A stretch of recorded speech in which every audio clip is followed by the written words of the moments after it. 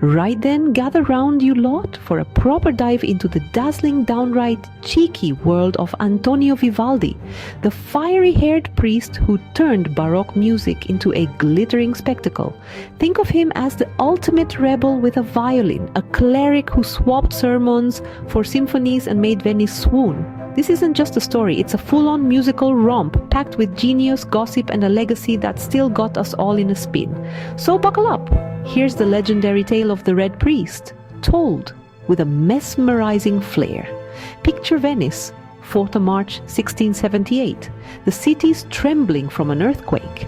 And into this chaos pops Antonio Vivaldi, born with a mop of red hair so bright it could outshine a Venetian sunset.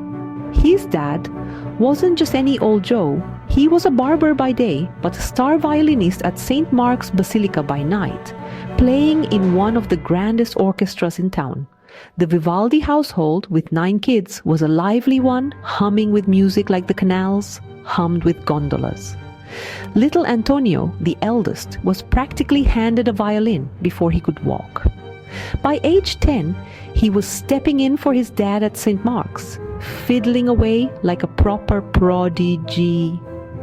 Music wasn't just in his blood, it was his heartbeat. Now, the Vivaldis weren't exactly swimming in gold, so the church was the go-to for a lad like Antonio. It offered free schooling, a full belly, and a shot at climbing the social ladder. At 15, he got his tonsure, that's the holy haircut for aspiring priests, and dove into seminary life, studying theology while sneaking in music lessons.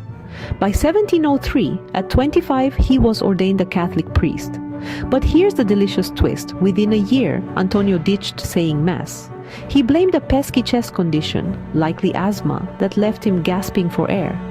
Gossip, though, tells a saucier tale. He'd bolt from the altar mid-service to scribble down a musical idea that couldn't wait. Picture the congregation gobsmacked as their priest scarpers for a quill. Health or harmony, he found a cracking loophole, keeping the priestly perks while chasing his true love, music. That's how he earned the nickname Il Prete Rosso, the Red Priest, more for his flaming locks than fiery sermons, mind you. Vivaldi's big break came in 1703 when he landed a gig at the Ospedale della Pietà, a Venetian orphanage cum music conservatory for girls. Don't let orphanage fool you. This place was a musical powerhouse. The girls, often abandoned but brimming with talent, were trained to play like angels. Hidden behind screens for modesty, they performed concerts that drew posh crowds from across Europe.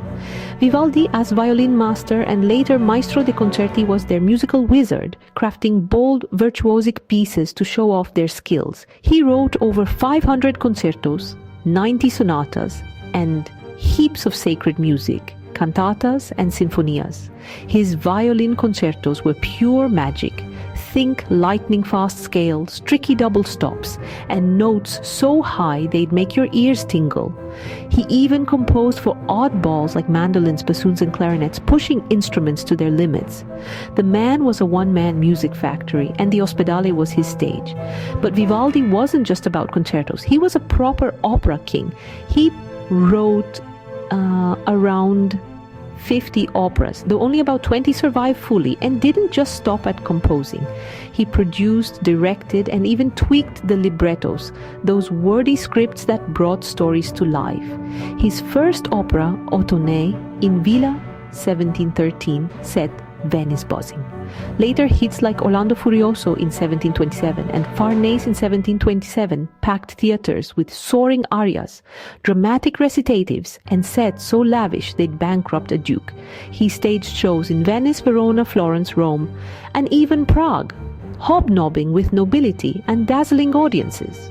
From 1718 to 1720, he served as maestro di capella in Mantua for Prince Philip of Hesse-Darmstadt, composing serenatas and, oh yes, the immortal Le Quattro Stagioni. He was the Andrew Lloyd Webber of his day, minus the dodgy wigs, but with all the theatrical swagger. Let's talk about Le Quattro Stagioni, shall we? Published in 1725 as part of Il Cimento dell'Armonia e dell'Invenzione, Opus 8, These 4 violin concertos are nothing short of revolutionary. Each one, la primavera, l'estate, l'autunno, l'inverno, paints a vivid picture. La primavera chirps with birds and gurgles with streams. L'estate swelters with heat and cracks with storms. L'autunno romps through hunts and harvests. L'inverno shivers with icy winds and cozy fires.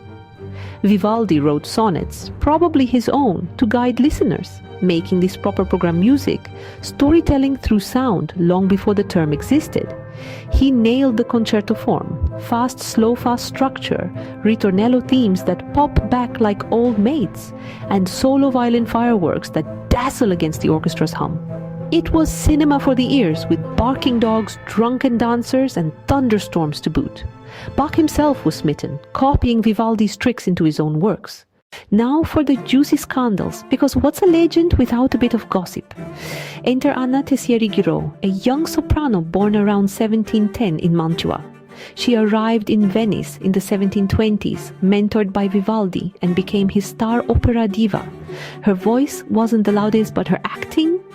Spellbinding. She shone in his shows often as the leading lady, traveling with Vivaldi and her half-sister Paolina as chaperone. Naturally, Venice's rumor mill went wild. Were they lovers? Sharing a house? The church wasn't chuffed, banning Vivaldi from staging operas in Ferrara in 1737 over the chatter. In a 1737 letter, Vivaldi swore it was all professional. Anna was just his protege and he was pure as a choir boy. But those red locks and his flamboyant life, touring with actresses, skipping priestly duties, didn't help his case. Superstitious types even eyed his ginger hair as a bit devilish. Scandal? Oh yes, legendary, you bet. Vivaldi's later years took a grim turn. By the 1730s, musical tastes shifted to lighter, gallant styles, and his intense Baroque sound felt old school. He flogged manuscripts on the cheap to fund travels. In 1740, aged 62, he headed to Vienna, chasing a gig with Emperor Charles VI. But the emperor kicked the bucket soon after, leaving Vivaldi stranded in a strange city. Penniless, he pawned his belongings and died on 28 July 1741, buried in a pauper's grave. It's gut-wrenching, the man. The man who made music soar ended in a minor key fade-out. But hold your tears, because Vivaldi's legacy is pure fire. Forgotten for ages, his music was rediscovered in the 1920s. Scholars like Alfredo Casella and even poet Ezra Pound championed him. Manuscripts turned up in Turin and Dresden. By the 1950s, Le Quattro Stagioni was a global hit thanks to violinists like Itzhak Perlman. Today, it's everywhere, in films like The Talented Mr. Ripley 1999 for brooding tension or Pretty Woman 1990 for romance.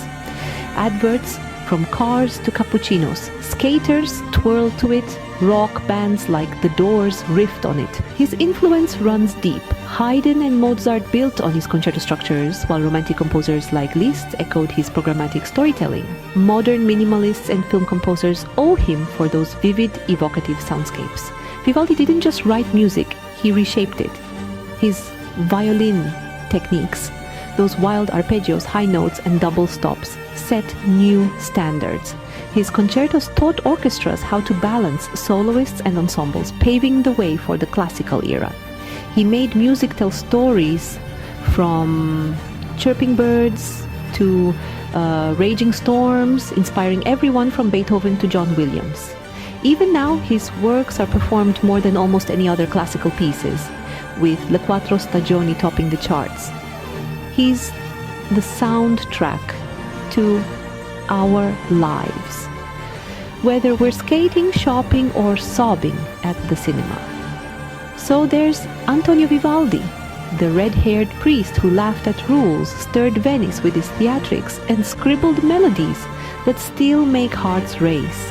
He chose passion over propriety, music over everything, proving you can break the mold and make history.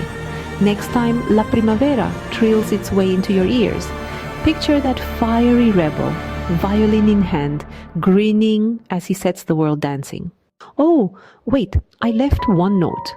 Church, which had been less than thrilled with his lifestyle, eventually made amends.